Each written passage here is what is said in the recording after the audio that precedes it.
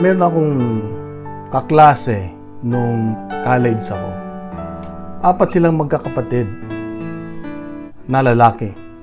Yung 3 panganay, yung mga nauna sa kanya, siya kasi yung bunso, ay nag-abroad. Pumunta sa Middle East yata. At nakita ng bunsong kapatid na yung kanyang 3 kapatid ay nasira ang kanilang mga pamilya, nawasak. Mula nung sila ay nag-abroad.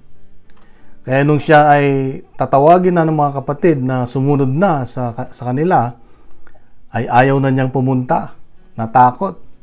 Dahil ayaw niyang masira ang kanyang pamilya, yun ang iniisip niya. At nalaman ko na kaya siya hindi sumang-ayon ay dahil siya kasi ay isang madasalin, laging laman ng simbahan. At minsan ay nagpa-counseling daw siya sa isang pare at sabi ng isang pare ay ginabayan siya ng isang pare. At doon nakapag-desisyon siya na hindi na lang siya sasama. At sabi niya, hindi ko ipagpapalit ang aking kapayapaan sa pera. Kasi maganda yung offer, maganda yung position, maganda yung bibigay sa kanya.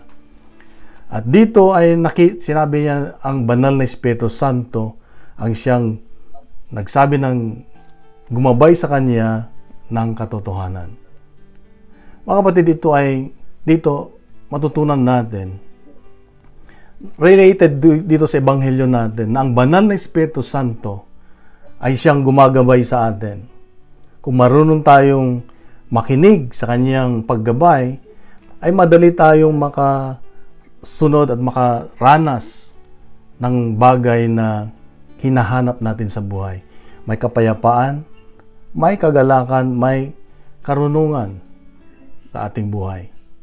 Kaya nga, sa Ebanghelyo ngayon makita natin, sabi ni Jesus, hindi nyo maintindihan ang lahat.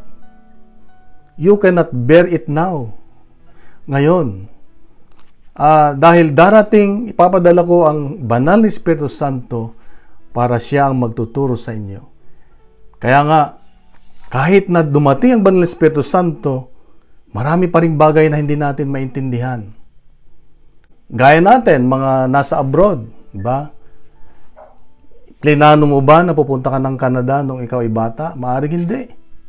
Ako nga, wala sa isipan ko mag-abroad. Pero bakit tayo nandito ngayon? Saan man tayo ngayon ay bakit tayo nandito? Hindi natin maintindihan, hindi natin alam kung ano ang plano ng Diyos. Sometimes yung buhay natin sa abroad ay confusing, di ba? Nakakalito. Dahil binabalanse natin ang kultura ng abroad ay iba, ang kultura sa namimiss natin ang Pilipinas, ganyan. Iba-ibang lengguwahe, mapipilitan kang mag-Ingles kahit mahirap, di ba? Magdidesisyon ka, mag-stay ba ako dito sa Canada o uuwi na ako? Mag-aasawa na ba ako dito o wag na lang? Di ba? Ganun. Ginagawa ko ba yung tama o hindi? Kaya marami tayong mga bagay na hindi natin naintindihan. At ang banal na Espiritu Santo ang siyang gagabay sa atin. Maaaring hindi natin maintindihan ang lahat. Hindi na niya ibibigay lahat ang katugunan sa ating mga panalangin. Pero step by step, ginagabayan tayo ng banal na Espiritu Santo. Kung gagamitin natin ang banal na Espiritu Santo na tinatawag na inner compass natin. Inner compass, yung taga-guide sa atin. Parang siya yung GPS natin sa buhay. Saan ba tayo? Kaliwa, shortcut, matraffic dyan, ano.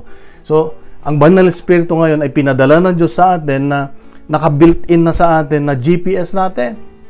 Kaya importante na lagi tayong nakakonekta sa GPS na pinadala ng Diyos. Dahil hindi tayo iiwanan. So, mga kapatid, ngayong araw na ito ay gusto kong pagdiinan ang 3 bagay. Tawag ko dito, meron acronym, TIL. Para madaling hindi natin makakalimutan. TIL, Today I Learned. Hindi yun. Today I Learned. Ang T stands for truth, katotohanan. I stands for identity, L stands for love. Yan. T-I-L, truth, identity, and love. Doon tayo iikot. Ito ay nakatuon doon sa ating ebanghelyo. Sabi ni Lord sa ebanghelyo, the truth, the Spirit of truth will guide you into all truth. The truth that guides us. The truth that guides us. You know, ang katotohanan sa mga panahon ngayon ay, lalo na ang panahon ng social media, laging twisted. Laging nababaluktot. Kala mo, totoo. Kung hindi ka mag-iingat sa pinapanood mo, sa YouTube na lang, madali kang mapaniwala. Nabubudol-budol tayo. Kaya ang kailangan natin, palaging naka-angkla sa Diyos. Because God will reveal to us the truth, and the truth will set us free. Ang Holy Spirit, pag nagsabi sa atin, hindi niya sinisigaw, hindi niya binobroadcast, kundi maliit na tinig lang, very quiet, very peaceful message sa puso natin. Ganun siya maggabay sa atin. Kaya kailangan yung puso natin laging handa na magpagabay. Yeah. Alam niyo ba ngayong araw na ito? Alam niyo dahil nagsimba na kayo. Ngayong araw na ito ay celebrate nating Holy Trinity. The Feast of the Holy Trinity. Tayong mga Katoliko, tayo lang ang naniniwala sa tatlong persona, isang Diyos. Magtabi-tabi man tayo ng Muslim, Buddhist, tayo lang yung nagsasign of the cross. Tayo lang naniniwala na may Holy Trinity. At ang Holy Trinity na ito ay hindi invented, hindi lang ginawa ng simbahan natin. Hindi rin na-discover lang. Kundi, it's a mystery. Pag sinabing mystery, it's impossible to understand. Imposible daw, sabi nga ng isang bishop, pag ina-explain daw ng mga pare ang Holy Trinity, ay nangangatog na sila dahil hindi nila ma-explain. How much more sa akin, hindi ko ma-explain ang Holy Trinity. Kaya it's impossible to understand the Holy Trinity. But we can experience. Yeah. Hindi nga natin maintindihan, pero may experience natin. Why? Because Holy Trinity is revelation of God Himself to us. Para bang pinakilala niya dito kung sino siya. Na merong tatlong persona ang Diyos. God the Father, God the Son, and the Holy Spirit. Kaya nga pag nag-sign of the cross tayo, di ba, ito ang ginagamit natin. God the Father, God the Son, God the Holy Spirit. Tatlo, kaya Father, Son, Holy Spirit. Kaya paalala sa atin na meron tayong tatlong persona pero iisang Diyos. Sabi ko kanina, ang katotohanan ay nahahaluan ng fake news. Maraming fake news. Kaya ang fake news na ito ay sumisira sa bawat himaymay ng ating relasyon sa ating pamilya, sa ating bayan, sa ating trabaho. Kaya mag-ingat tayo sa ating mga pinapaniwalaan. And ang katotohanan, pag mayroong katotohanan sa atin, ay may kapangyarihan. Magagamit natin sa mga pagkakataon na tayo ay tinitira o ng kalaban, ng demonyo lalo na. Magiging weapon natin pag alam natin ang katotohanan. At isang mahalagang kayamanan. So bakit tayo nasisira? Bakit nasisira ang pamilya natin ngayon at ang bansa na lang natin na Pilipinas? Bakit nasisira? Because we forget God. We forget the Holy Trinity na siyang dapat inalalagay natin sa buhay natin. So the first one is truth. Yun ang katotohanan, the Holy Trinity. The Holy Trinity. Kaya lang, hindi natin na isa sa buhay. Hindi natin na bibigyan ng importansya na mahalaga pala itong malaman natin na merong tayong Holy Trinity. Pangalawa, sa acronym natin ay yung I. identity. Identity rooted in Christ, sabi nga. Dito, maraming pagkakataon na hindi natin kilala ang ating sarili. Ba? Prayer meeting tayo ng prayer meeting, praise and worship tayo ng praise and worship. Pero kung minsan, hindi natin kilala masyado ang sarili natin. Sino nga ba tayo? Yan. Malala ko yung isang kwento dito sa Amerika. Merong isang caregiver na Pilipina na galing Pilipinas. At palagi daw, sa pag-aaruga niya sa kanyang pasyente, palagi siyang kinakausap. Yung pinagsasabihan o ng masakit, yung kanyang pinagtatrabahuhan. Kaya umiiyak siya pag uwi niya sa bahay at tinatanong niya yung sarili niya, bakit ganito naman ang nararamdaman ko dito sa Amerika? Kala ko magandang buhay dito, bakit ganyan nila ako tinatrato? Kaya umiiyak siya minsan sa kanyang pag-uwi at bago siya matulog, binuksan niya ang kanyang Biblia at nabasa niya ang Isaiah 43 verse 4 na sabi doon, "You are precious in my eyes and honored, and I love you." Yan. Nabasa niya na kinakausap siya ng Diyos, na mahalaga siya para sa Diyos. Dito nalaman niya na wala siyang dapat ikalungkot dahil mahal pala siya ng Diyos. Mahal na mahal ng Diyos at lagi siyang sinusundan ng Diyos. Ano man yung nangyayari sa buhay niya, hindi siya iniiwanan ng Diyos. Tayong mga nasa malayo sa pamilya sa Pilipinas, sabi ko nga madali nating makalimutan ang kung sino tayo. It's easy to forget who we are when we are migrants, when we are abroad, di ba? Ako, alam ko yan kasi nga matagal na akong nag-abroad. Matagal na akong wala sa Pilipinas, malayo sa mga mahal ko sa buhay doon. Dahil kung titignan natin dito sa abroad, madali tayong mahusgahan. People may judge us by yung mga accent natin. Di ba? Yung accent natin. Maalala ko nung unang dating ko sa Amerika, ako'y tinututya o tinatawanan ng mga kasama kong mga puti. Dahil yung accent ko ay matigas. Yung English ko ay English Ilocano. So, kaya nga, nahaluan pa ng English Hong Kong. Papatay na.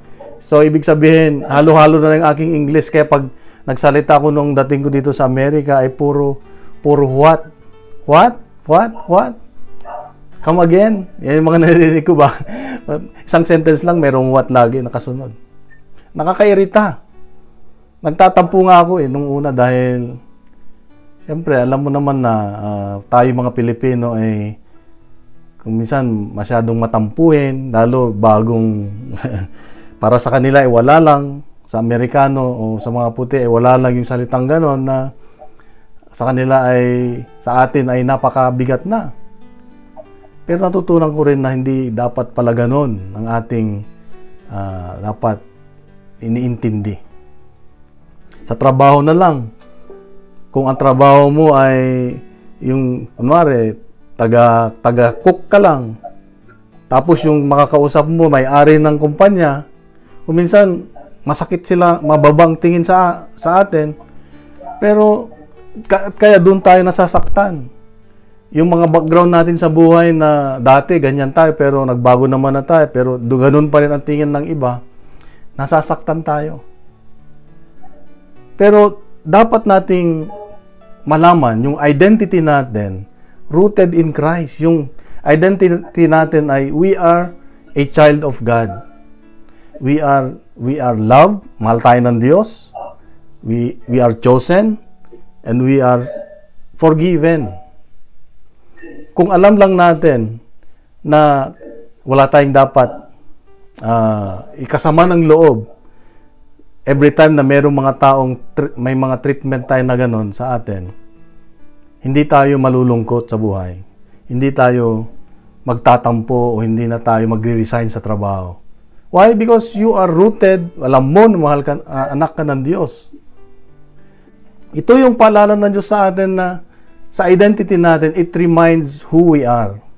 Bakit ko nasabi? Bakit ko nasabi ito? Kasi, nung tayo po ay bininyagan, tandaan natin ito, nung bininyagan tayo, we are inserted into the dynamics of the Holy Trinity. Ibig sabihin, ang Holy Trinity kasi gumagalaw. Ang Diyos, si Jesus at ang Banal Espiritu Santo ay gumagalaw, laging gumagalaw. Gumagalaw, hindi sila pwedeng maghiwalay, laging nagsasama. At nung tayo ay nabautismuhan, tayo ay pumasok doon sa gitna ng kanilang paggalaw. Nandun tayo sa gitna. And nung tayo ay pumasok, we become sons and daughters of God. Tayo ay naging anak ng Diyos. Kaya nga, pwede nating tawagin ng Diyos, Abba Father, Dad, Ama, Tatay. Why? Because we become the Son of God and we become the brother of Jesus. So, from then on, nung tayo po ay nabautismahan, nasa atin ng Holy Trinity. Kaya nga, napakahalaga yung celebration natin sa simbahan ngayon na it reminds us na within us, there is that Holy Trinity na hindi dapat natin ikahiya. Sa paanong paraan natin ikinakahiya? Yun na lang sign of the cross, di ba? Minsan nahiya tayong mag-sign of the cross. Ako dati, tinitignan ko muna kung merong bang tao bago ako mag-sign of the cross. Nahiya ako. Kung minsan ang lit-lit ng sign of the cross natin, para bang ikinahihiya natin ang sign of the cross. Na hindi naman dapat dahil ito yung tatak natin. Ito yung nasa atin, na ang Diyos ay nasa atin. Kaya nga, dapat ang pag-sign of the cross ay lagi nating gawin. Dahil ito ang identity natin. Nakabilang tayo sa pamilya ng Diyos. Amen. Amen. Yeah, so, nabasa ko rin na ang sign of the cross ay gagawin pala natin. Hindi lang pag tayo nagdarasal, hindi lang pag tayo nasa loob ng simbahan, hindi lang pag tayo ipaalis sa simbahan. Kundi gagawin din natin pag merong ambulansyang dumarating, mag-sign of the cross daw tayo. Pag dumadaan tayo sa sementeryo, mag-sign of the cross tayo. Pag merong danger na nakita natin, may nadaanan tayo sa daanan na disgrasya, mag-sign of the cross. Paggising natin sa umaga at bago tayo matulog, mag-sign of the cross. Bakit? Ang sign of the cross merong kapangyarihan. Una, pag tayo nagsa-sign of the cross, ang demonyo daw ay umaalis, tumatakbo. At ang sign of the cross ay pagdarasal sa Diyos na ang sitwasyon na yon ay kailangan siya. Kaya ito yung identity natin, na ang buhay kasi natin ngayon ay masyado nang naapektuhan, puro horizontal na lang, puro horizontal. Nakakalimutan natin yung vertical. Sa bayan na lang natin ngayon, anong nangyayari? Marami nagsasabi, DDS ako. PBBM ako. Yung bang nasa left ka ba o nasa right? Nasa left ka ba o nasa right? Dapat nasa gitna tayo. Balanse. Dahil meron tayong vertical na relasyon. Ang nakalimutan ng ating bayan, yung vertical na relasyon. Kaya nga, pag wala yung vertical, kulang ang cross natin. Kulang yung ating Holy Trinity. Kaya tayo ay dapat tagapamagitan ng yung kabutihan ay pakita na ang identity natin ay sa pamilya ng Diyos. Sa ating community na lang, dapat gumagalaw ang Holy Trinity. It's all about relationship. At ito yung pangatlong puntos, yung L. L is love. God is love. Pag sinabing God is love, yung pagmamahal ng Diyos sa Holy Trinity, yung Banal na Espiritu Santo, ay sumasa atin. It should transform us. It should transform us. Naalala ko yung kaibigan ko sa sa Qatar, meron akong kaibigan na isang ininyero na very prayerful siya, nag-attend siya ng mga prayer meetings, mga mass, sa misa. At every time na natatapos yung kanyang gathering at misa, siya ay pumupunta muna sa McDonald's. Bakit? Unang-una, nandun siya dahil magte-text siya sa kanyang anak. Magte-text siya dahil sasabihin lang niya sa kanyang anak na, wala man ako sa tabi mo, anak, pero tandaan mo, mahal na mahal kita. Napakaliit na bagay sa tingin natin, pero ito ay expression ng yung tinatawag na holy love. Yung love na nasa atin, ang Diyos na nasa atin ay naitatransform natin, naitatranslate natin sa ating mga anak. Kaya nga, sabi ng isang bishop na nakikinig ako kanina, na yung pagmamahal na nasa atin, yung Holy Trinity ay dapat laging umiikot sa isang pamilya, sa mag-asawa. Dahil kung sasabihin mo na nasa akin ang Diyos pero hindi mo mahal yung asawa mo, hindi umiikot, kaya nasisira yung relasyon. Ganon din sa pamilya natin. Kaya makita mo yung pamilya na buo, pamilya na masaya dahil ang pagmamahal ng Diyos, ang Holy Trinity ay umiikot doon sa pamilya. Kaya mga kapatid, ito yung paalala ng Diyos na ang pagmamahal dapat natin ay laging nag-aalab. Yung relationship natin sa bawat isa ay nag-aalab. Tayo mga nasa abroad, marami ng beses na na-miss natin ang mga birthdays ng mga mahal natin sa buhay. Na-miss natin yung mga holidays na dapat kasama natin sila. Na-miss natin yung mga simpleng gathering na dapat nandun tayo. At itinatago na lang natin sa puso natin yung mga kalungkutan natin na yan. Iniiyak na lang natin at hindi natin ipinapakita sa mga mahal natin sa buhay kung ano ang nararamdaman natin. Yung pain, yung sakripisyo natin. Pero ito ay isang uri ng pagmamahal. Hindi mo siguro sinasabi yung hirap mo, pero pinapadama mo yung pagmamahal mo sa kanila. And the Holy Spirit sees it. Nakikita ng Banal na Espiritu Santo. Kaya nga, itong pagmamahal na ito ito yung pangalan daw ng God. God is love. Ito ang other name ng God. Love. Ito yung kanyang katauhan.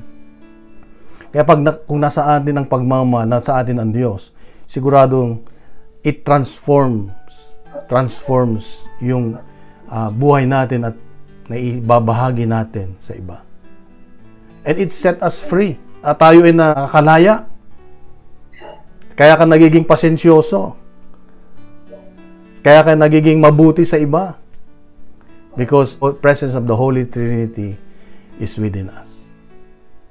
So the Holy Spirit will be glorified if we continue to do what is good and what is love.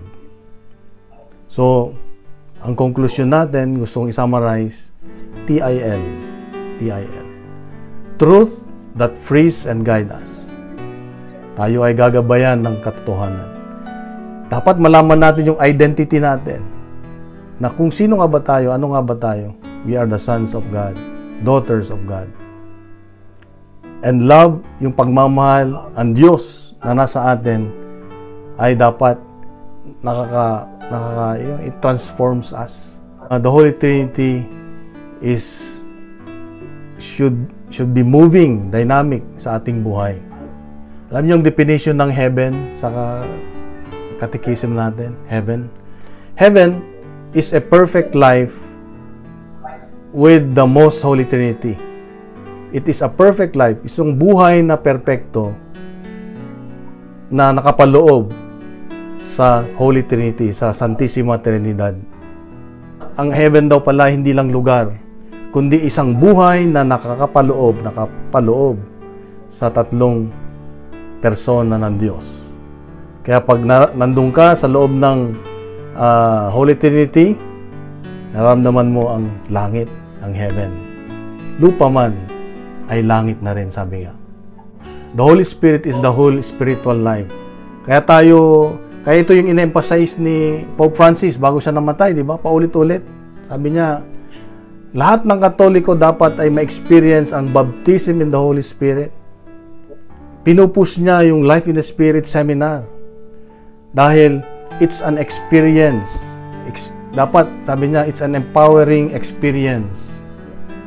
Pag naranasan natin ang paggalaw ng Banal Espiritu Santo sa buhay natin, doon tayo magkakaroon ng pagbabago sa ating buhay. So mga kapatid, ito ay isang paalala ng Diyos sa atin.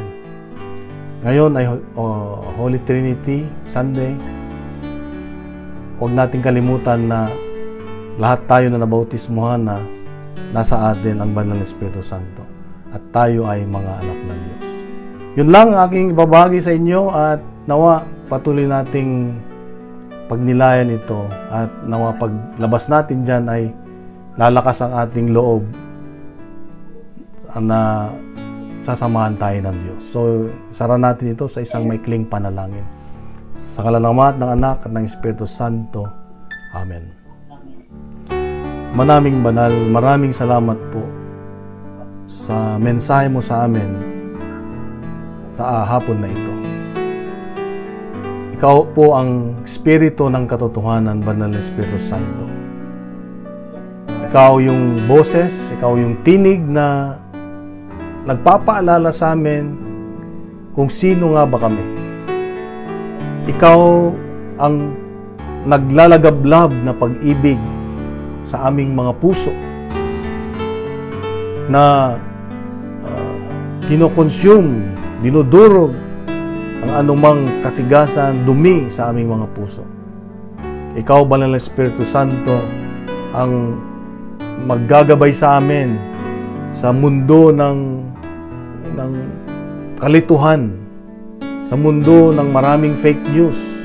Ikaw ang maggagabay sa amin, magtuturo sa amin kung ano ang totoo at ano ang tama.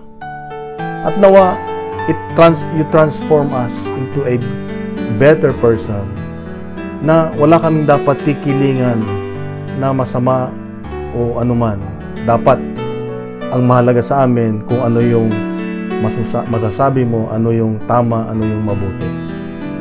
Kami dapat ay mabubuhay para sa iyo lamang. At wala na kaming ibang susundang ibang sinuman dito sa mundo o bagay o anumang sistema.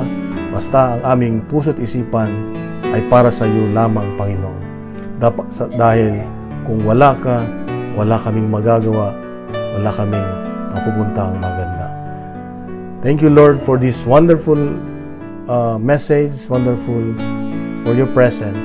Thank you for loving us.